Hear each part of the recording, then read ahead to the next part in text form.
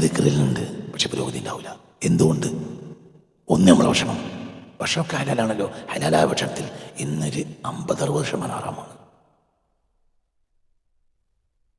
ഹലാലായ ഭക്ഷണത്തിൻ്റെ ഒരു 50-60% ഇന്ന് ഹറാമാണ്. ഹലാലായ ഭക്ഷണം എന്ന് പറയാൻ മാനദണ്ഡം എന്താ? ഹലാലായ ഭക്ഷണത്തിന് മാനദണ്ഡം എന്താ? നമ്മൾ അധ്വാനിച്ച് പൈസ കൊടുത്ത് വാങ്ങി അല്ലേ? അല്ലെങ്കിൽ മറ്റൊരാൾ പൈസ കൊടുത്ത് വാങ്ങി, ഹലാലായ അധ്വാനിച്ച് പണം കൊടുത്ത് വാങ്ങിയിട്ട് വലിയ സന്തോഷത്തോടെ നമുക്ക് തന്നു. ഇതാണല്ലേ നമ്മൾ എന്തിനു പറയാ ഹലാലിന്റെ മാനദണ്ഡം. പക്ഷെ ഈ വസ്തു എന്താ? ഇതെന്താ സാധനം? എന്താണ് സാധനം? ആ സാധനം ഉദാഹരണം പറയാം, പഞ്ചസാര. എന്താണ് സാധനം? എന്താണ് പഞ്ചസാര? പഞ്ചസാര എന്ന് പറഞ്ഞാൽ എല്ലാണ്. എല്ലിനെ ശുദ്ധീകരിക്കണം. അതിൽ കെമിക്കൽ കയറ്റാണ്. ബേസിക് കണ്ടന്റ് എല്ലാണ്. പിന്നെ അത് ശുദ്ധീകരിക്കണം. മനസ്സിനോട് പറഞ്ഞാൽ എല്ല് അതിൽ ഇന്നത്തെ പഞ്ചസാരയിൽ എല്ലടങ്ങിയിട്ടുണ്ട് എന്നതിന് യാതൊരു സംശയമില്ല. എവിടുന്ന് എല്ല് വന്നു? അത് തിന്നപ്പെടാവുന്ന ജീവിയുടേതും തിന്നപ്പെടാത്ത ജീവിയുടേതും ഉണ്ടായിരിക്കും.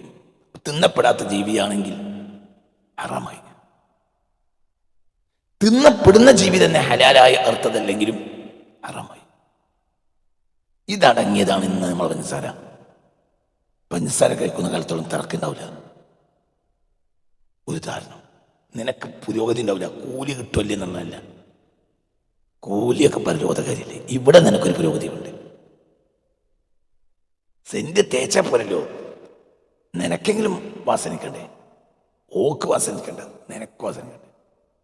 നിങ്ങളൊരു വാസന ഒന്നും കിട്ടുന്നില്ലല്ലോ. എന്നാൽ എനിക്ക് നല്ല വാസന ഉണ്ട്, എനിക്ക് മൂക്കടച്ചിട്ടുണ്ടോ? ഓക്കെ, അനക്കും വാസനല്ല, ഓക്കും വാസനല്ല, പിന്നെ എന്തിനൊക്കെ വയസ്സിൽ ബാക്കി? അപ്പൊ നമ്മൾ ചൊല്ലുന്ന ദിക്റിന് നമുക്കൊരു വാസന കിട്ടണ്ടേ? ആർക്കും വാസന അല്ലെങ്കിൽ പിന്നെ ഇതിന്റെ മഹനെന്താണ്? ഇപ്പൊ സാമ്പിളിന് വേണ്ടിയിട്ട് ഒരു സെന്റിന്റെ കുപ്പി, ഒരു അത്തറിന്റെ കുപ്പി എല്ലാ സെന്റ് കച്ചവടക്കാരും അവിടെ എടുത്തു. അതാണ് ആദ്യം മുപ്പരും ഇങ്ങനെ സാമ്പിള്. ഇപ്പൊ നമ്മളൊന്ന് മാറി നിൽക്കുകയാണെങ്കിൽ തന്നെ ഒരു പൈസ ഒന്ന് തേക്കി.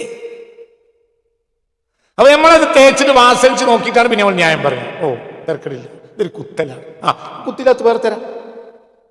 അപ്പൊ സെന്റ് തേച്ച എന്തുണ്ടാവണം? വാസനിക്കണം. ദിക്ർ വലിയ പുരോഗതി ഉണ്ടാവണം. എന്താ ഉണ്ടാകാത്ത? കാരണം ഉണ്ടാവും, എൻ്റെ മൂക്കടച്ചുണ്ടാവും. അപ്പൊ ഈ മൂക്കടപ്പ് മാറ്റം.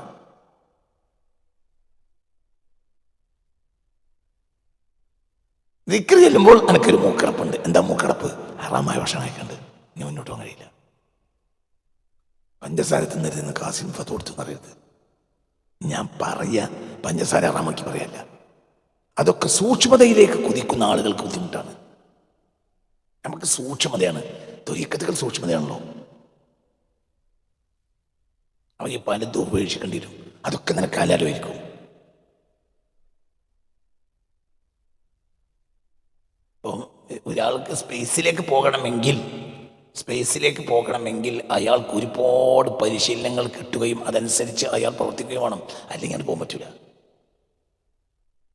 അതൊക്കെ എന്ത് വാർത്ത അന്ന് ചോദിക്കരുത്. എന്തുകൊണ്ട് എൻ്റെ ഈ കോർണർ കോളേജ് രാവിലെ കുറച്ച് നല്ല എന്താ പറയുക, നല്ല പൂളയും കപ്പിയും മരച്ചീനിയും മറ്റേതും അതും ഇതും ഒക്കെ അടിച്ച് പള്ള കയറ്റി ഈ അവസ്ഥയിൽ തന്നെ കുറച്ച് ഇതൊക്കെ കൊണ്ട് ഞാൻ അങ്ങോട്ട് പോകരുത്. അപ്പം ഈ ഗുളിക തിന്നാൻ പഠിക്കണം. ഞാൻ രാവിലത്തെ ടാബ്ലറ്റ് എടുക്കും.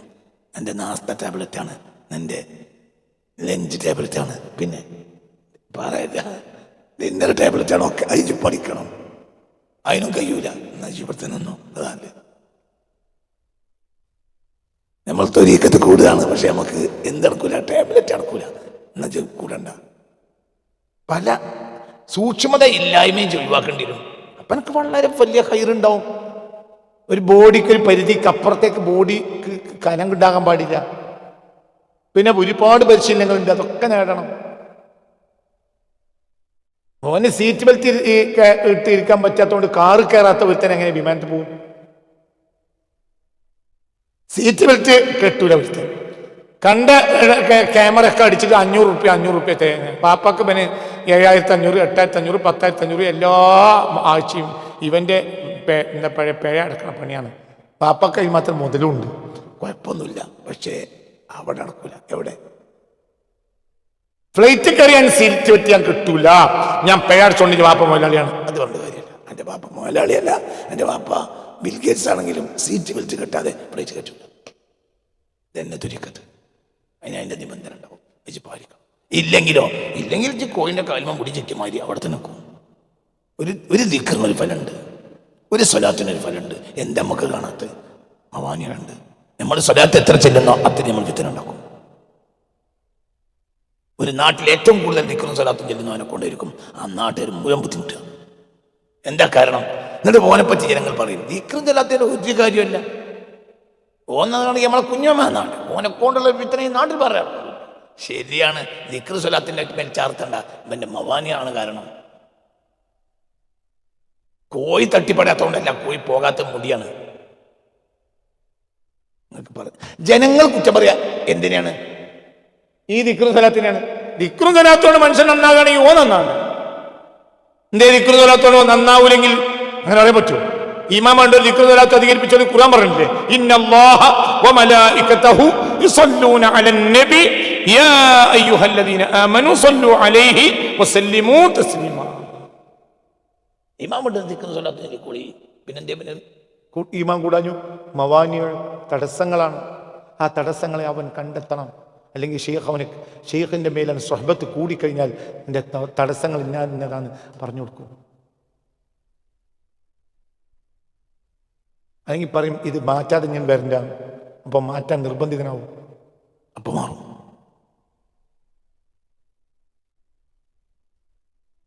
അള്ളാഹു നമ്മളെ കാത്തിരക്ഷിക്കട്ടെ. ഇത് വളരെ വളരെ ചിന്തിക്കണം. തടസ്സങ്ങൾ നീക്കുക.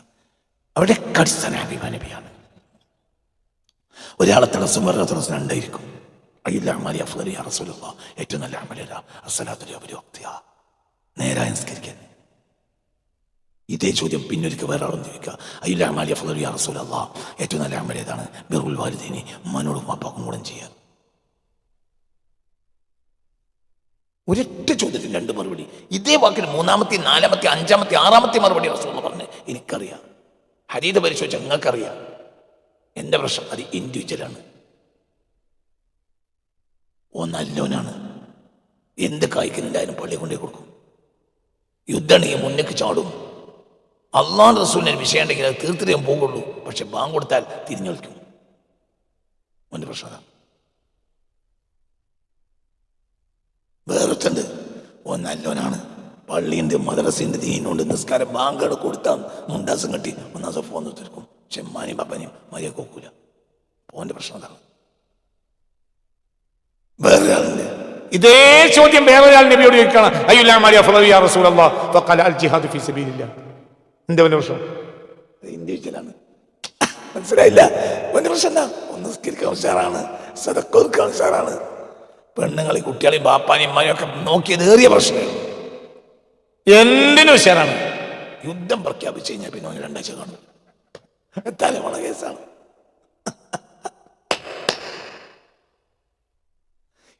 അതേ സമയത്ത് മറ്റൊരു ഞാൻ ചോദിക്കണ്ടോ, അതെന്ത് വർത്താനം നബി, നിങ്ങൾ ഇങ്ങോട്ട് വന്ന നിസ്കാരാണല്ലോ. അപ്പൊ മറ്റൊരു പറയുന്നുണ്ട്, എന്ത് നബി എന്നോട് പറഞ്ഞ് ഉമ്മാനി പാപ്പാനെ നോക്കാനാണല്ലോ. കുപ്പി അകത്തുള്ള വസ്തുവിനെ പോലെ നിങ്ങളെ ഉള്ളിൽ കാണുന്ന ആദ്യത്തെ ആൾ മൊയ്തീൻ ശേഖ് അല്ലട എങ്ങായി. ഇത് മുസ്തഫ നബിയാണ്. അതിൻ്റെ ഒരു ഫോട്ടോസ്റ്റാറ്റ് മാത്രം. അത് നിങ്ങൾക്കനുസരിച്ച് നിങ്ങൾക്ക് പറഞ്ഞു തരൂ. അതാണ് ഷെയ്ഖിൻ്റെ ഉത്തരവാദിത്വം. ഇനി ഷെയ്ഖിനോട് നീ സ്വഹബത്തിലാകണം. അവിടെ പോയി ഇരുന്നാൽ പറഞ്ഞു കൊടുക്കും. ദുനിയാവിലെ ഏതെങ്കിലും ഒരാൾക്ക് നല്ലത് എന്താണ് നബി പറഞ്ഞു കൊടുത്തോണമെന്നില്ല. നബിയുടെ അടുത്ത് ദായമായി വരുന്നവൻ്റെ കുഴപ്പമില്ല എന്താണ് ആർക്കറിയും.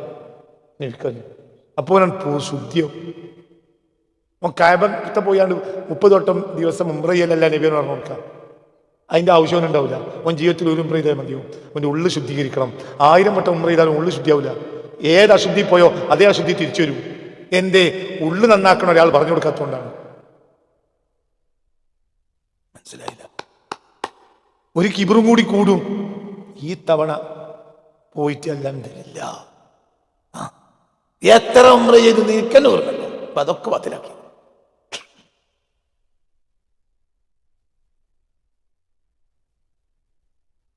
കാരണം ഇത് സർവ്വസാധാരണയാണ്. ചില ആളുകളോട് പറയും, ഇന്നലെ ഞാൻ അള്ളാഹുവിന്റെ സഹായത്താൽ ഇവിടുന്ന് ഞാൻ കൊയിലാണ്ടി എത്തിയപ്പോഴത്തിന് 1000 വട്ടം സ്വലാത്തുൽ ഫാത്തിഹ. അത് ആരോടും പറയണ്ടല്ല. ചില ആളോട് പറഞ്ഞു. എന്തിനു പറഞ്ഞു? അള്ളാഹുവിന്റെ സഹായത്താൽ ഒരു 16 വട്ടമെങ്കിലും ഞാൻ ഇവനെ സ്വപ്നം കണ്ടിട്ടുണ്ട്. അപ്പൊ പഠിച്ചവനെ ശിക്ഷിച്ചു. വിചാരോട് അവരോട് പറയേണ്ട ആവശ്യമില്ല. അള്ളാഹു ഇഷ്ടപ്പെട്ടവൻ നബിയെ സ്വപ്നം കണ്ടാൽ നബിയെ കണ്ടു എന്ന് ആര് പറഞ്ഞു? നബിനെയാണ് കണ്ടു എന്ന് ആര് പറഞ്ഞു? അള്ളാഹിന്റെ സഹായത്താൽ എവിടെയൊക്കെ അള്ളാഹിന്റെ സഹായത്താലാണ് കുട്ടിയാൽ മതി. അള്ളാഹിന്റെ സഹായം കൊണ്ട് ഒരു 16 വട്ടെങ്കിലും ഞാൻ നബിനെ സ്വപ്നം കണ്ടു. കഴിഞ്ഞ വൃശ്ചിമാസം 12-ാം തീയതി നേരം വിളിക്കുന്ന കാലത്താണ് ഇത് പറയാ. എന്തിനാ പറഞ്ഞു? എന്തിനാ നബിനെ കണ്ട്? മറ്റത് കുത്തി ചോദിച്ചാൽ ആരും പറയില്ല. കുത്തി ചോദിച്ചാലും പറയില്ല.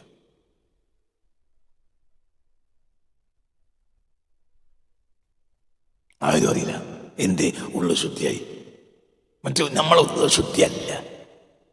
നീ ഉള്ള ശുദ്ധിയാക്കൽ ഷെയ്ഖിന്റെ സ്വഭാവത്തോണ്ടാണ്. അത് ആരുടെ സ്വഭാവമാണ്? തന്റെ മുന്നിലുള്ളവരുടെ ഉള്ള്, തനിക്ക് സമർപ്പിച്ചവരുടെ ഉള്ളു ശുദ്ധിയാക്കി കൊടുക്കലാണ് ഇന്ന് ഷെയ്ഖിന്റെ ഉത്തരവാദിത്വം. ഈ ഉത്തരവാദിത്വം ഒരു കാലത്ത് നിർവഹിച്ചത് ആരാണ്? ഹബീബ റസൂലുള്ളാഹ്. ഞാൻ പറഞ്ഞില്ല, ഏതൊരു കാര്യത്തിലും ആരെ കാണണം? നബിയെ കാണാത്ത ഒന്നും ദീനല്ല. നബിയെ കാണാത്തതൊന്നും ദീനല്ല. ആകാശത്തിന്റെ ഉള്ളിലുള്ള വർത്താനം ഇവിടെ ഇങ്ങനെ കളകളാന്ന് പറയലല്ല തുരീക്കത്ത്. എൻ്റെ മുന്നിൽ വന്നിരിക്കുന്നവന്റെ രഹസ്യത്തെ, അവന്റെ പ്രശ്നത്തെ രഹസ്യമായി എന്നോട് പറഞ്ഞ് നന്നാക്കുക. അപ്പൊ എന്തായി? അപ്പോൾ അവന്റെ എന്താണെന്നറിയോ? ഇപ്പൊ സത്യം പറഞ്ഞാൽ ഒരു മുഅ്മിനായ മനുഷ്യന്റെ ഉള്ളു എന്ന് പറഞ്ഞാൽ എങ്ങനെയെന്ന് വെച്ചാൽ, ഉദാഹരണം പറയും. ഒരു മുഅ്മിനായ മനുഷ്യന്റെ ഉള്ളു എന്ന് പറഞ്ഞ കുട്ടികളെ നല്ല ഫോമിലല്ലേ? പറയും, നല്ല ഫോമിലല്ലേ? ഒരു മുഅ്മിനായ മനുഷ്യന്റെ ഉള്ളു എന്ന് പറഞ്ഞാൽ ഞങ്ങൾക്കൊരു മുഅ്മിനായ മനുഷ്യന്റെ ഉള്ളു പറയാം. ഒരു മുഅ്മിനായ മനുഷ്യന്റെ ഉള്ളു, അവൻ നൂറുൽ ഈമാൻ അവന്റെ കൽബിലുണ്ടോ?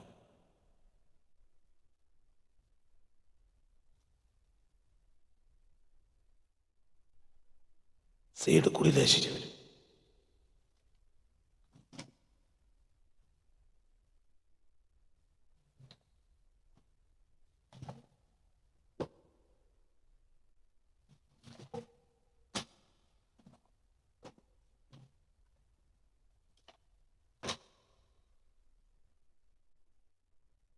ഇത് കട്ടുകൂടിയപ്പോൾ ഒരു പക്ഷേ അടിയിലെ വെളിച്ചം കട്ടുപോകും.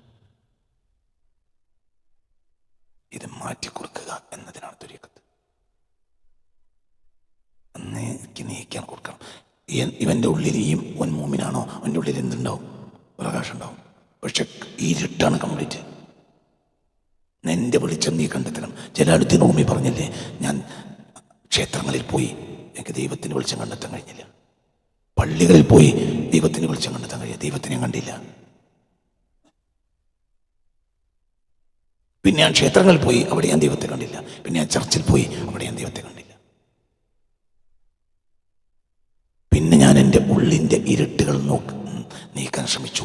അങ്ങനെ എൻ്റെ ഉള്ളിലെ ഇരുട്ടുകൾ നീങ്ങി ഞാൻ എൻ്റെ ഉള്ളിലേക്ക് നോക്കിയപ്പോൾ അവിടെ ദൈവം ഞാൻ തെയ്യം കണ്ടു. അത് റൂമിയുടെ വാക്കാം. അപ്പൊ നിന്റെ പടച്ചോൻ ഇവിടെ തന്നെ ഉണ്ട്, നിന്റെ ഉള്ളിലുണ്ട്. പിന്നെ നിനക്ക് കാണാൻ കഴിയാത്ത എന്തുകൊണ്ടാണ്? ആജാതി സാധനങ്ങൾ കയറ്റിച്ചിട്ടുണ്ട്. തിന്മകൾ, ദോഷങ്ങൾ, കുതന്ത്രങ്ങൾ. 1000 അല്ല 3000 സ്ഥലത്ത് ദിവസം എന്താ കാര്യം? അപ്പൊ ഓരോരുത്തർക്കും അവരവർക്ക് അത് നീക്കിക്കളയാനുള്ള മാർഗങ്ങളെ ഈ സാധനങ്ങൾ കണ്ടില്ലേ? ഇതൊക്കെ നീങ്ങുമ്പോ പ്രകാശം പുറത്തേക്ക് വരും. അതാണ് ആ പ്രകാശം കിട്ടിയവരാണ് അസ്ഹാബിക്കൽ നുജൂം. എന്റെ സ്വഹാബികൾ നക്ഷത്രങ്ങളെ പോലെയാണ്. അവരിൽ കലീല വീഴ്ത്തവരാക്കി കഴിയില്ല. അവരെ ആരെ പിൻപറ്റിയാലും നിങ്ങൾക്ക് വിചാരിച്ചോട്ടും. അപ്പൊ ഇന്ന് ഷെയ്ഖന്മാരെടുക്കുന്ന യഥാർത്ഥ ഷെയ്ഖ് എന്ന് പറഞ്ഞാൽ രാവും പകലും വിറ്റിന് നടക്കാൻ നല്ല ചങ്ങായി. എൻ്റെ അർത്ഥം എന്തോ വിളിച്ചോയൊന്നും അല്ല എൻ്റെ അർത്ഥം. നബിയിൽ കണ്ടത് കാലഘട്ടത്തിൽ ആ വ്യക്തിയിൽ നിനക്ക് കാണാൻ കഴിയണം. ആ ആളുടെ സ്വഹബത്തിലൂടെ, സ്വഹബത്ത് അത് വലിയ കാര്യം. സ്വഹബത്ത് വലിയ കാര്യം. എന്താ സ്വഹബത്ത്? സഹവാസം. ഈ സഹവാസത്തിലൂടെ ചിലത് നീ പഠിച്ചെടുത്ത് നന്നാക്കും, ചിലതോ അവർ ഓർമ്മപ്പെടുത്തിയും നന്നാക്കും. പിന്നെ എന്തായി? ക്ലിയറായി. ചില ചെറിയ ചെറിയ കാര്യങ്ങളായിരിക്കും, ചെറിയ കാര്യങ്ങളായിരിക്കും. ആ കാര്യങ്ങളെ ചില കാര്യങ്ങളാണ്. ആ കാര്യങ്ങളെ പ്രാവർത്തികമാക്കുന്നതോടുകൂടെ ഉന്നതമായ മഹത്വം ഈ വ്യക്തിയിൽ നിന്ന് പുറത്തേക്ക് വരും. കാരണം എല്ലാ കഴിവുകളുടെയും സംഗമമാണ് എവിടെ? മനുഷ്യ ഹൃദയത്തിലുള്ളത്. മനുഷ്യന്റെ അത്ര കഴിവുള്ള സിദ്ധിയുള്ള ഒരു സൃഷ്ടി അത് പഠിച്ചിട്ടില്ല. വലഖദ് കറംനാ ബനി ആദം. പിന്നെന്താ പ്രശ്നം? ഈ സിദ്ധി എന്താ പുറത്തു വരാത്തത്? എന്തിനും കഴിയും. എന്തിനാ കഴിയാത്തത്? മനുഷ്യന് എന്തിനും കഴിയും. എന്തിച്ച ഒരു വിരൽ ചൂണ്ടിയിട്ടൊരു മനുഷ്യൻ ചന്ദ്രനെ പുറത്തേന്ന് വിശ്വസിക്കുന്ന നമുക്ക് നിർബന്ധമല്ലേ? പിന്നെ എങ്ങനെ മുസ്ലിം ആകാം? ഏറ്റവും ചുരുങ്ങിയത് വേറെ ആരും വിശ്വസിക്കണം, മുസ്ലിം വിശ്വസിക്കണവരുണ്ട്. ഒരു വിരൽ ചൂണ്ടിയിട്ടൊരു മനുഷ്യൻ ചന്ദ്രനെ പുറത്തേന്ന് ആ സിദ്ധ്യ വ്യക്തിയിലുള്ളത് പടച്ചോൻ കൊടുത്തല്ലേ? പടച്ചോൻ കൊടുക്കാൻ പറ്റിയ സാധനം ആ വ്യക്തി ആയതുകൊണ്ടല്ലേ? അപ്പൊ മനുഷ്യന് കിട്ടാവുന്ന പടച്ചോന്റെ നാളെ ഇതൊക്കെ കിട്ടുന്നു. ഇപ്പോൾ ഞാൻ പ്രസംഗിക്കുന്നതും പടച്ചോൻ ഒപ്പം തരുന്ന കഴിവുകൊണ്ടാണ്. അപ്പൊ ഈ കഴിവ് ഈ വ്യക്തിക്ക് കൊടുക്കാൻ മാത്രം ഈ വ്യക്തി ഉയരുമല്ലോ. ഉയർന്നുകൊണ്ട് കൊടുത്തല്ലേ നയ്യത് ചൂണ്ടിട്ടൊന്ന് പിളർത്തിക്കാൻ ചന്ദ്രനെ? ഈ ദുനിയാവിലെ 800 കോടി മനുഷ്യന്മാരൊന്ന് ചൂണ്ടിട്ടൊന്ന് പിളർത്തി ചന്ദ്രനെ? അപ്പൊ മനുഷ്യനെ പോലെ സിദ്ധിയുള്ള ഒന്നുമില്ല. പക്ഷെ മനുഷ്യൻ ആ അവസ്ഥയിൽ അവനാകണം. നമ്മളല്ല. നമ്മളായാൽ നമുക്ക് കഴിയാത്തൊരു കാര്യമില്ല. മോട്ട് കാട്ടിയ ഒട്ടകത്തെ പുണ്യ റസൂൽ മുസ്തഫ സ്വല്ലല്ലാഹു അലൈഹി വസല്ലം തങ്ങൾ ആ തോട്ടത്തിലുണ്ട്. ആരെ കണ്ടാലും ഒട്ടകം ചവിട്ടും, അടിക്കും, തൊഴിക്കും, അടുക്കാൻ പറ്റൂല. അപ്പോൾ അങ്ങനത്തെ ഒരു ഒട്ടകം ഉണ്ടെന്ന് കേട്ടപ്പോൾ ഹബീബ റസൂലുള്ളാ നമുക്ക് പോകാം. ഒരാൾക്ക് ഭയപ്പെടുന്നില്ല ഒട്ടകം. ആ തോട്ടത്തിലേക്ക് റസൂലുള്ളാ പ്രവേശിക്കാൻ ഒരുങ്ങിയപ്പോൾ കൂടുതൽ സ്വഹാബികൾ പറഞ്ഞു, നബിയെ അത് ആപത്താണ്, വേണ്ട, നിങ്ങൾ കയറണ്ട, ഞാൻ കയറി വെക്കാം. കയറി ചെന്നു. ഒട്ടക നബിയുടെ മുന്നിൽ തലതാഴ്ച വന്നു. എന്തേ? ആ മുണ്ടാപ്രാണിക്ക് ഇയാളാരെന്നറിയും? അതെന്നെ കാരണം സിദ്ധിയാണ്. അത് പഠിച്ചു. ആ ഒരാളായ ആൾക്ക് നടക്കാത്ത കാര്യമല്ല. എത്ര ഒരു തുർക്കി കുതിരയെ ഉമർ ഇബ്നുൽ ഖത്താബ് വാങ്ങി. റളിയല്ലാഹു അൻഹു. ഉമർ വലിയ കരുത്തനും വലിയ അഭ്യാസിയാണ്. പക്ഷെ കുതിരപ്പുറത്തേക്കാണ് കയറിയ കുതിര ഒരു കൊട ഉമർ പുറത്ത് നടുവേദനയായി. മനസ്സിലായ? കുതിരപ്പുറത്തേക്ക് പലവട്ടം കയറി കുതിര ഒരു കൊടച്ചിരി. എത്ര വലിയ ധീരനും അഭ്യാസിയുമായ ഉമർ ഇബ്നുൽ ഖത്താബിനെ ഈ തുർക്കി കുതിര, ഈ ബുർദൂനത്ത് ഈ തുർക്കി കുതിര ഒരൊറ്റ കൊടച്ചില് താഴെക്കിടും. പലവട്ടം നോക്കി ഉമർ ഇബ്നുൽ ഖത്താബിന്റെ തടി കേടായി. റസൂലുള്ളാഹി പറഞ്ഞു. റസൂലുള്ളാഹി കുതിരൻ്റെ അടുത്ത് പോയി. ആ കുതിരപ്പുറത്ത് റസൂലുള്ളാഹി കയറി ഇരുന്നു. അതിനൊന്ന് തൊട്ടുകഴിഞ്ഞു, താഴത്തേക്ക് ഇറങ്ങി എന്ന് പറഞ്ഞു. ഇനി ഉണ്ടാവില്ല, പിന്നെ ഉണ്ടായതില്ല. എൻ്റെ ഈ ആൾ കയറി എങ്കിൽ അതിൻ്റെ ഗുണം ആ ജീവിക്കുണ്ടാവും. അമ്മേരുങ്ങും ഒന്ന് കയറിയാൽ മതി പുറത്തേക്ക്. അങ്ങനത്തെ ആളാണ്. എന്താ അതിൻ്റെ സംഭവം? എത്രയാണ് അങ്ങനെ? എത്ര സംഭവങ്ങൾ മനസ്സിലാക്കി പറഞ്ഞത്. അപ്പൊ എവിടെയും മാനദണ്ഡം ഹബീബ നബിയാണ്.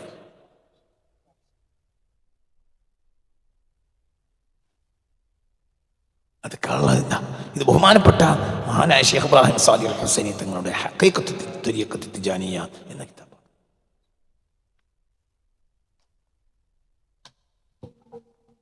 ഇതിന്റെ തുടക്കത്തിലേ ബഹുമാനപ്പെട്ടവർ പറയുന്നുണ്ട്.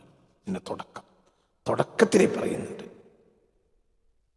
ഇന്ന ഹഖീഖത്ത് ത്വരീഖത്ത് മൗലാന ശൈഖ് അഹ്മദ് തിജാനി റളിയല്ലാഹു അൻഹു ത്വരീഖത്ത് ഇൽമിൻ വമഅരിഫത്തിൻ വഅമലിൻ വഇഖ്ലാസിൻ. ഇതുണ്ടായാലേ അങ്ങോട്ട് കയറിയിട്ട് കാര്യമുള്ളൂ. ഇതില്ലേ ഇത് കൂടിയിട്ട് കാര്യമില്ല. എൻ്റെ ഷേഖായ ഷേഖ് അഹ്മദ് തിജാനി റളിയല്ലാഹുവിന്റെ മാർഗം ത്വരീഖത്തുൽ ഇൽമിൻ, അത് ഇൽമിന്റെ മാർഗമാണ്. മഅരിഫത്തിന് ഇൽമുണ്ട്, മഅരിഫത്തുമുണ്ട്. മഅരിഫത്ത് എന്നാൽ ആന്തരജ്ഞാനം. അമലിന്റെയും ഇഖ്ലാസിന്റെയും സത്യത്തിൽ ഈ മൂന്നിന്റെയും ബൈ പ്രൊഡക്റ്റാണ് മഅരിഫത്ത്. ഒരാൾക്ക് ഇൽമുമുണ്ട്, അമലുമുണ്ട്, ഇഖ്ലാസും ഉണ്ടെങ്കിൽ അതിന്റെ ബൈ പ്രൊഡക്റ്റായി സ്വമേധയാ ഉണ്ടാകുന്നതാണ് മഅരിഫത്ത്. പാലാണെങ്കിൽ പാല് പാക്കറ്റ് പാലല്ല, പാലാണെങ്കിൽ ഒട്ടകത്തിന്റെയോ പശുവിന്റെയോ അകിട്ടിൽ നിന്ന് എടുത്ത പാലാണെങ്കിൽ മന്ദങ്കോലിട്ട് കടയേണ്ട വിധത്തിൽ കടഞ്ഞു കഴിഞ്ഞാൽ നീ യാസീനോദി വേർക്കണ്ട. സ്വമേധയാ എന്ത് പുറത്തു വരും? വെണ്ണ പുറത്തു വരും. നിനക്ക് 3 കാര്യം ഉണ്ടെങ്കിൽ 4ാമത്തെ വരും. എന്താ? എന്ത്? 1 ഇൽമ്, ഒരു അമലിന് മുമ്പ് അടിസ്ഥാന ഇൽമ് വേണം. 2 അമല്, ഇൽമ് അടിച്ച് കടന്നുറങ്ങിയ പോരാ, എന്ത് വേണം? അമല് വേണം. 3 ഈ അമലാകണമെങ്കിൽ എന്ത് വേണം? ഇഖ്ലാസ് വേണം. 4ാമത്തെ ഈ 3ന്റെയും ബൈ പ്രോഡക്റ്റാണ് മാരിഫത്ത്. എന്താ മാരിഫത്ത്? ആന്തരജ്ഞാനം. ആന്തരജ്ഞാനം ഉണ്ടാക്കേണ്ട, ആന്തരജ്ഞാനം സ്വമേധയാ ഉണ്ടാകും. അപ്പൊ ഷെയ്ഖിന്റെ ഉത്തരവാദിത്തം എന്താ? ഈ 3 കാര്യം ക്ലിയറാക്കി കൊടുക്കുക. ശരിയായ അറിവ്, ശരിയായ അമൽ. ഈ അമലിലും ഇൽമിലും എന്തുണ്ടാവുക? ഇഖ്ലാസ് ഉണ്ടാവുക. ഇഖ്ലാസ് ഉണ്ടാക്കി കൊടുക്കണം, ഉണ്ടാവും. ഇഖ്ലാസ് ഉണ്ടാക്കി കൊടുത്താൽ ഉണ്ടാവും. അതെങ്ങനെ ഉണ്ടാക്കുക? അത് പറയൊന്നും വേണ്ടയില്ല. ഷെയ്ഖിന്റെ ചെയ്തികൾ കണ്ടാൽ തന്നെ മുരീദിന് മനസ്സിലാവും ഇഖ്ലാസിനെ രക്ഷപ്പെടൂല. കാരണം അതേ മുഖ്ലിസായിരിക്കും. അതന്നെ ഒരു സ്വാലിഹായ മനുഷ്യന്റെ അടുത്ത് പോയാൽ നമ്മൾ അയാളിൽ നിന്ന് പഠിക്കും. അമലൊക്കെ ബുക്കിൽ നിന്ന് പഠിക്കാം. ഒരു സ്വാലിഹ അമല്, ഒരു അബദിൽ നിന്ന് നമ്മൾ പഠിക്കുന്നത് ഇഖ്ലാസാണ്. ഇഖ്ലാസ് അത് പറഞ്ഞത് ഇഖ്ലാസ് ബുക്കിൽ. എന്താ ഇഖ്ലാസ്? വലിയ ഇഖ്ലാസ്. എന്താ ഇഖ്ലാസ്? പറയും. എന്താണ് ഇഖ്ലാസ്? അതിനാണ് മലയാളം ഭാഷ എന്നറിയാം. അതിന്നെ പഠിപ്പിക്കാം. എനിക്കറിയാറ്റാണ് പങ്കോട് ഞാൻ ചോദിച്ചത്. ഞാൻ നിങ്ങളോട് ചോദിക്കുകയാണ്, ഇഖ്ലാസ് എന്നാൽ എന്താണ്? പറയാ. സിറും ബൈനൽ അബ്ദി വ ബൈന റബ്ബി, അടിമയുടെയും ഉടമയുടെയും ഇടയിലുള്ള രഹസ്യമാണ് ഇഖ്ലാസ്. ഇങ്ങനത്തെ പറയാനുള്ളത്. അപ്പൊ അതിന് മറുപടിയായോ? മറുപടി നമുക്ക് കിട്ടിയല്ലോ. മംഗലാപുരത്തേക്ക് ഒന്ന് പോകേണ്ടിയിരുന്നു. അതിന് ഇനി അടുത്ത വണ്ടി എപ്പോഴാന്ന് ചോദിച്ചപ്പോൾ നിങ്ങൾ പറഞ്ഞു അല്ലാഹു റസൂലുഹു. അതെന്ത് വർത്താന? എനിക്ക് അല്ലാഹു ആയാലും നമുക്ക് കിട്ടി, എനിക്കെന്ത് കിട്ടി? അല്ലാഹു ആയാലും പോലത്തെ വാക്കല്ലേ അത്. ഇഖ്ലാസ് എന്താന്ന് ഒരാൾക്ക് പറയാൻ കഴിയും. ഇഖ്ലാസ് കണ്ടെടുക്കും. മുഖ്ലിസിനൊപ്പം നടുമ്പോൾ നമ്മളെ ഉള്ളിൽ അറിയാതെ കയറിക്കൂടുന്നതാണ് ഇഖ്ലാസ്. അത് നബിയിലും സ്വഹാബികളും നേടും, ഷെയ്ഖിലും മുരിദന്മാർ നേടും.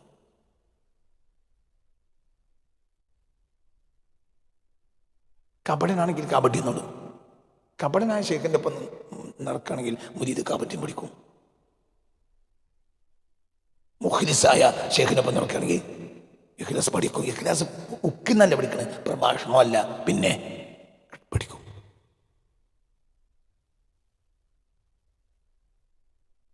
യേശുദാസിന്റെ കൂടെ നമ്മൾ നടക്കുകയാണെങ്കിൽ പാട്ടിന്റെ എടുപ്പും വെപ്പും ഒക്കെ നമുക്ക് മനസ്സിലാവും. പല്ലവിയും അനുപല്ലവിയും മനസ്സിലാവും. ഒച്ച നാക്കി തരാൻ യേശുദാസിന് കഴിയില്ല. അത് പടച്ചോൻ നിനക്ക് തന്ന ആ എരുമന്റെ ഒച്ച കഴിയാമെന്നാൾ പറയാറുണ്ട്. പക്ഷെ എന്നാലും നിനക്ക് പല്ലവി അനുപല്ലവി രണ്ടും 2 രീതിയാണ്. അനുപല്ലവിയെ പല്ലവിയുടെ ശബ്ദത്തിൽ ഒച്ചപ്പെടുത്തിയാലും, പല്ലവിയെ അനുപല്ലവി പോലെയാക്കിയാലും, അനുപല്ലവിയെ പല്ലവി പോലെയാക്കിയാലും പാട്ടിന്റെ രസം നഷ്ടപ്പെടും. പാട്ടിന്റെ രസം എന്ന് പറഞ്ഞാൽ അതിൻ്റെ ആരോഹണ അവരോഹണങ്ങളിലാണ്. ഇതിലാണ് പാട്ട് കിടക്കുന്നത്. കൈതരാഗം എന്ന് പറഞ്ഞാൽ അതൊരു ശബ്ദമാണ്. ആ ശബ്ദത്തിന്റെ പ്രശ്നമല്ല അവിടെ സംഭവിച്ചത്.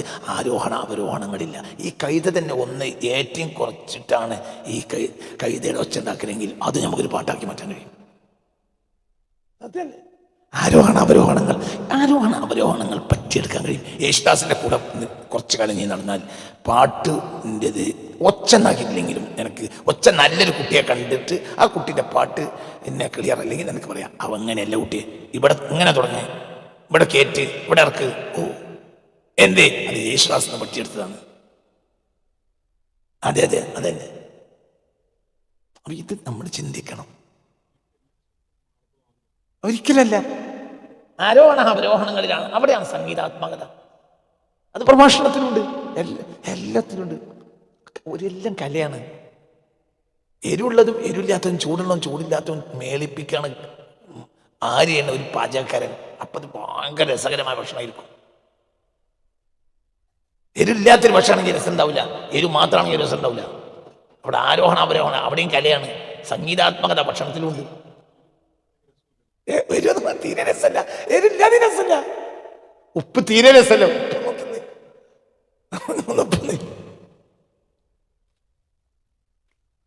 മനസ്സിലല്ലേ? ഉപ്പ് രസമല്ലോ. എന്നാ ഉപ്പല്ലാതെ രസമുണ്ടോ? എന്റെ അവിടെ അതിന്റെ സംഗീതാത്മകതയാണ്. അതാണ് അതിന്റെ കാര്യം. എല്ലാം അങ്ങനെയാണ്. ഈ ഇഖ്ലാസ് എന്ന് പറഞ്ഞാൽ അത് എന്താണ്? യേശുദാസിന്റെ കൂടെ നടന്ന ഒമാന്യനായ യേശുദാസിന്റെ കൂടെ നടന്ന ഒരാൾ പാട്ടിന്റെ ശീലങ്ങളെ സ്വയം സ്വയത്തമാക്കുന്നത് പോലെ അമ്പിയാക്കളിൽ നിന്ന് അവരുടെ സ്വഹാബികൾ ദീനിന്റെ ഉള്ളറകളെ സ്വയം ഇഖ്ലാസ് സ്വയത്തമാക്കിയതുപോലെ അംഗീകൃതനായ ഒരു മഹാനായ വ്യക്തിയിൽ നിന്ന് നീ മനസ്സിലാക്കുന്നതാണ് ഇഖ്ലാസ്. അല്ലാതെ ബുക്ക് പഠിച്ചിട്ട് കാര്യമില്ല. ചിന്തിക്കുന്ന കിട്ടി പറയുന്നില്ല, വളരെ ചിന്തിക്കണം. ത്വരീഖത്ത് 100% അനിവാര്യതയാണ്. എന്തേ? ഞാൻ പറഞ്ഞില്ലേ, ഞാൻ നേരെ പെട്ടത് 100 ലാ ഇലാഹ ഇല്ലല്ലാഹ് ചൊല്ലിയിട്ടുണ്ട് നല്ലല്ലേ. അല്ലെങ്കിലോ ചൊല്ലൂല, അത് ചൊല്ലിയിരിക്കും. എന്തേ വയ്യ, പണി തിരക്ക്. പിന്നെ 100 സ്വലാത്തിലിട്ടുണ്ട് മുസ്തഫ നബിക്ക്. സുബഹ് നിസ്കാരം കഴിഞ്ഞാൽ ചൊല്ലിയിരിക്കും. ഇത് ഞാൻ ത്വരീഖത്തില്ലെങ്കിൽ ചൊല്ലൂല. എന്തുകൊണ്ട്? നിർബന്ധമില്ല. ഇതൊന്നും ചെയ്തിട്ടില്ലെങ്കിൽ അത് സ്വയമായി ഔട്ടാണ് പേടിയാണ്. നന്നാ ലോകത്ത് രക്ഷപ്പെടാൻ വേണ്ടിയാണ് ഇതൊക്കെ ചെയ്യുന്നത്. അപ്പൊ ഞാൻ ഔട്ടാണ് എനിക്ക് പേടിയാണ്. അപ്പൊ ഞാൻ ചൊല്ലിയിരിക്കും. എന്നാൽ അള്ളാഹു നിർബന്ധിച്ചിട്ടില്ല. എന്തുകൊണ്ട്? ശനം വലിയ ഇഷ്ടമാണ്. സൊല്ലു അലൈ നിർബന്ധമല്ല. സൊല്ലു അലൈ സലിമു തസ്ലീം എന്നാണ്. നമ്മളത് ചൊല്ലുന്നത് അള്ളാഹ്ക്ക് താല്പര്യമാണ്, നമ്മൾ നന്നായി കിട്ടാൻ. അതേ സമയത്ത് ശൈഖ് നിർബന്ധിച്ചില്ലെങ്കിൽ നമ്മളോട് ചൊല്ലൂല. ഏതുപോലെ വ്യായാമമില്ലാത്തവന് എന്റെ മരുന്ന് കുടിക്കണ്ടെന്ന് പറഞ്ഞ ഡോക്ടറെ തിരുന്നവന് പോയെ മനസ്സിലായവർ അപ്പൊ നന്നാവും, അപ്പൊ അവൻ ചെയ്യും. ഇനി അവന് എന്റെ ആന്തരഭാവങ്ങളെ നന്നാക്കിയാൽ മതി. എന്താ അവന്റെ ആന്തരഭാവം? റിയാവിനെ ഒഴിവാക്കുക, ലോകമാന്യം. കിബറിനെ ഒഴിവാക്കുക, ഹസദിനെ ഒഴിവാക്കുക, ഫിത്നയെ ഒഴിവാക്കുക. അതാണ് മനസ്സിലായില്ലേ? അത് സ്വഹബത്തിലൂടെ ശൈഖിൽ നിന്ന് നേടും. ശൈഖിന്റെ അടുത്ത് കുത്തിരിക്കണം. അപ്പൊ മെല്ലെ മെല്ലെ മെല്ലെ മെല്ലെ മെല്ലെ ഒഴിവാവും. ഒന്ന് ശൈഖിന്റെ രീതികളിൽ നിന്ന് ഒഴിവാവും. ചിലത് ഓർമ്മപ്പെടുത്തുകയും ചെയ്യും. സ്വഹബത്ത് മനസ്സിലായി തന്നെ. ഇത് തന്നെ കാര്യത്രേ ഉള്ളൂ. അത് സ്വയത്തമാകും. എന്റെ പ്രഭാഷണം കേൾക്കുന്ന സ്ഥിരമായി കേൾക്കുന്ന ഒരാൾക്ക് എന്നെ പോലെ സംസാരിക്കാൻ കഴിയും. വേറെ പ്രഭാഷകനാണ് അങ്ങനെ കഴിയും. എന്തേ? അതെങ്ങനെ കേട്ട് കേട്ട് കേട്ട് അത് ഉള്ളിൽ സ്വയത്തമാവുകയാണ്. എന്നതുപോലെ മനുഷ്യനെ അല്ലാഹുവിന്റെ ഹബീബ് സല്ലല്ലാഹു അലൈഹി വസല്ലമയുടെ സ്വഹബത്ത് കൊണ്ട് അള്ളാഹുവിന്റെ ഹബീബിൽ നിന്നുള്ള വല്ലാത്ത ഒരു പ്രകാശമുണ്ട്. ആ പ്രകാശം അവരിലേക്ക് വീശിയടിച്ചപ്പോൾ അതിൻ്റെ ഒരു ഗുണം ഉണ്ടായിട്ടുണ്ട്. പിന്നെ അവർ പറ്റിയെടുക്കുകയും ചെയ്തു.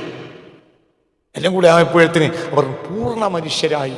ഖൈറുൽ അംബിയാഇ മുഹമ്മദും വഖൈറുൽ ഉമമി വഖൈറുൽ അസ്ഹാബി അസ്ഹാബ് മുഹമ്മദിൻ വഖൈറുൽ ഉമമി ഉമ്മത്ത് മുഹമ്മദിൻ. ഖൈറുൽ അംബിയാഇ മുഹമ്മദ്, ലോകത്തെ ഏറ്റവും മഹാനായ നബി മുഹമ്മദാണ്. വഖൈറുൽ അസ്ഹാബി അസ്ഹാബ് മുഹമ്മദിൻ, സ്വഹാബികളിൽ ഏറ്റവും മഹാന്മാരായ സ്വഹാബികൾ മുഹമ്മദ് എന്ന മഹാന്റെ സ്വഹാബികളാണ്. വഖൈറുൽ ഉമമി ഉമ്മത്ത് മുഹമ്മദിൻ. ഒരുപാട് നബിമാർക്ക് സമൂഹങ്ങൾ കഴിഞ്ഞു പോയിട്ടുണ്ട്. എന്നാൽ ലോക ചരിത്രം കണ്ട ഏറ്റവും നല്ല സമുദായം മുഹമ്മദീയരാണ്. വഖൈറുൽ ഉമമി ഉമ്മത്ത് മുഹമ്മദിൻ. എന്റെ മുല്ലപ്പൂമ്പൊടി ഏറ്റുകിടക്കും കല്ലിനുമുണ്ടൊരു സൗരഭ്യം. നബി തൊട്ടേനെങ്കിലും ഇവർ തൊട്ടിട്ടുണ്ട്. നബിയുടെ കൂടെ പോയ ഉറപ്പ്. ഏറ്റവും കൂടുതൽ നബിയെ സാവസിച്ചത് സിദ്ദീഖാണ്. ഈ ലോകത്തെ ഏറ്റവും വലിയ സൽസ്വഭാവി അമ്പിയാക്കൾ കഴിഞ്ഞാൽ സിദ്ദീഖാണ്. അത് മുല്ലപ്പൂമ്പൊടി ഏറ്റുകിടക്കും കല്ലിനുമുണ്ട് സൗരഭ്യം. കാലഘട്ടത്തിന്റെ ഒരു സൗകര്യത്തെ അവലംബിക്കുക എന്നതാണ് ത്വരീഖത്തിന്റെ വായന. അത്രയേ ഉള്ളൂ. അതിനായി മനസ്സിലാക്കണം. അതിനാരും അംഗീകരിക്കരുത്. അത് ഒരു കച്ചവടമാക്കി മാറ്റുകയും ചെയ്യരുത്. കച്ചവടമാക്കി മാറ്റും. ഇതൊന്നും കച്ചവടമല്ല. കണ്ടോൽക്ക് മുഴുവൻ പൈസ കൊണ്ടേ കൊടുക്കലല്ല ത്വരീഖത്ത്. കുറെ പൈസ ഉണ്ടാക്കലല്ല ത്വരീഖത്ത്. കുറെ പൈസ കൊടുക്കലുമല്ല ത്വരീഖത്ത്. അതൊന്നുമല്ല ത്വരീഖത്ത്. ത്വരീഖത്ത് എന്നാൽ സ്വയം നന്നാകലാണ്. എന്നാ പൈസ കൊടുക്കേണ്ടിയില്ല, പൈസ കൊടുക്കേണ്ടി എന്നാൽ പൈസ കൊടുക്കേണ്ടി വന്നേക്കാം. ബദർ യുദ്ധത്തിന്റെ തലേ ദിവസം ചോദിച്ചു, കൊടുത്തു. മദീനയിലേക്ക് വന്നപ്പോൾ പള്ളി ഉണ്ടാക്കണം ചോദിച്ചു, കൊടുത്തു. പിരിവാണോ ത്വരീഖത്ത്? അല്ല. എന്നാ പിരിവില്ലാതെ ത്വരീഖത്തുണ്ടോ? ഇല്ല. നബിയും സ്വഹാബികളും തന്നെ. നബിയും സ്വഹാബികളും നബി സല്ലല്ലാഹു അലൈഹി വസല്ലം റസീറ്റ് മുറ്റിയോണ്ടാണോ വന്ന് മക്കയിലേക്ക്? അല്ല. എന്നാ പിരിക്കാത്തൊരു സമയം ഉണ്ടായിട്ടുണ്ടോ? അതുമില്ല. ദുനിയാവിലെ എല്ലാ പിരിവും നടന്ന മദീന പള്ളിയല്ലേ? ഒന്നിരിക്കൽ വസ്ത്രമില്ലാത്തവരും ഇന്ന് വസ്ത്രമില്ലാത്ത വന്നതാണെങ്കിൽ നാളെ വശമില്ലാത്ത വരും. ആ കൊണ്ടുവരും. ഇവരെ കയ്യിലൊന്നുമില്ല. ആരോടെ കൊണ്ടുവരാനാണ്? പറയുന്നത് ബിൽഗേറ്റ്സിനോട്. ആരോടാണ് നബി പറയുന്നത്? ഉടുത്തുണിക്ക് മറുപടിയില്ലാത്തവരോട്. കൊണ്ടുവരും. ഒരു കൈയിന്റെ ഉള്ളിലടങ്ങിയ ധാന്യമണി കൊണ്ടുവരും ഒരാള്. ഒരിക്കാതെ പേര് അതേ ഉള്ളൂ. അങ്ങനെ നാലാളുണ്ടെന്നാ ഈ സാധുവിന്റെ പട്ടിന് പറ്റും. എന്നാ ഒരാരെങ്കിലും പറഞ്ഞു നബി ഇനി ഞങ്ങളെ മുന്നിൽ നിങ്ങൾ ഈ ജാതി വർത്താനം പറഞ്ഞ് ഞങ്ങൾക്ക് നിങ്ങൾ തന്നാൽ തരാതെ വെക്കാനോട് കഴിയൂല, നിങ്ങളെ പേരിലൊന്നും ഇല്ലാന്ന് വിവരം നിങ്ങൾക്ക് അറിയാം. ഇത് അറിഞ്ഞുകൊണ്ട് ഈ കളി കളിക്കരുത് ആരും പറഞ്ഞു. അത് സഹാബിയാണടാ, ഓരത് പറയില്ല. അവർ വേദനിച്ച് കരയുന്നത് കൊടുക്കാൻ കഴിയത്തില്ലാണ്, കൊടുത്തതിലല്ല.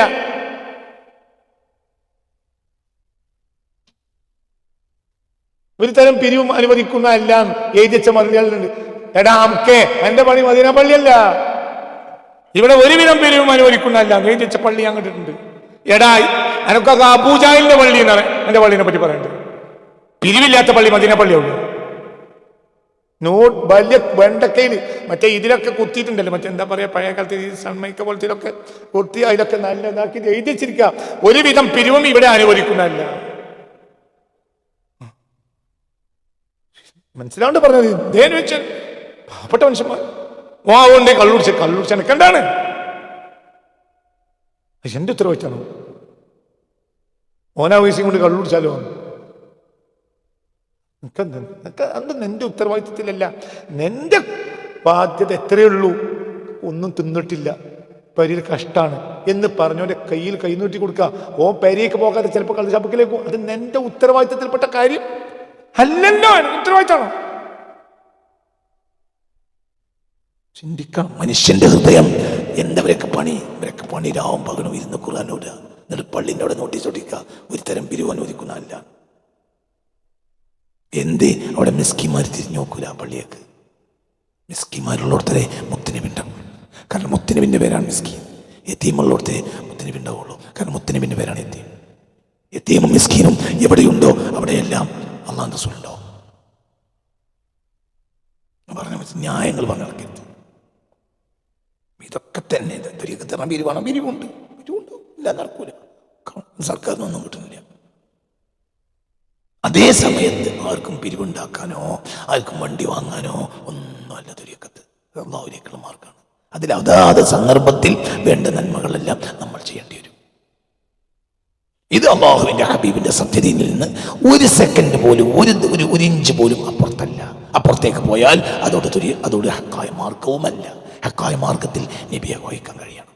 എല്ലായിടത്തും നബിയെ കാണാൻ കഴിയണം. ഓക്കെ, നബി സല്ലല്ലാഹു അലൈഹി വസല്ലമയെ വായിക്കാൻ കഴിയണം.